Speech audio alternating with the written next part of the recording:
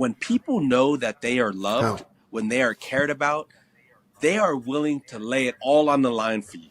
Later in life, you don't notice it then. You're like, I'll do whatever. I don't care. Like they're like selflessness. That's a big one, right? Regardless of the outcome, just putting your heart and soul into. I know what that guy's about, right? Be intentional and go get it. Just ask. It's keep saying yes, keep saying yes, keep saying yes. Conscious decision to do something hard.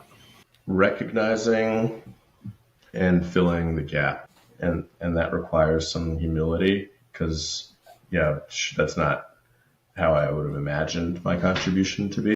I mean, it's a greater commitment than you going and getting beat up. A cost to enter, in my opinion.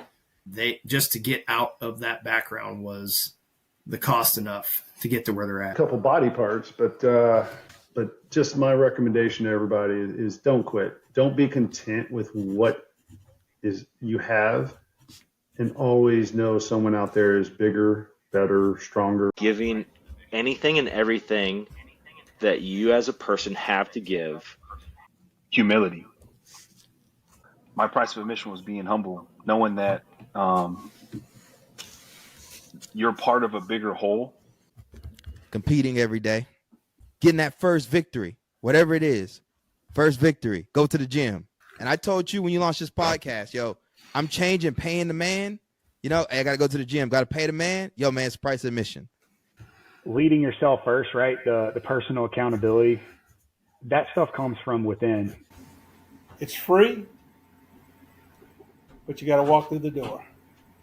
The price of admission to anything worth going to is suffering. Biblical way of understanding suffering is your time and some pain in some way. You have to prepare the people around you to be prepared to sacrifice. And if you haven't thought about that, like the time to decide that is not when you have to sacrifice. Shutting up and doing what you need to do. Honestly, it's perseverance. Price of admission, right? Play selfless, live selfless. Being humiliated was another thing he said. Yep.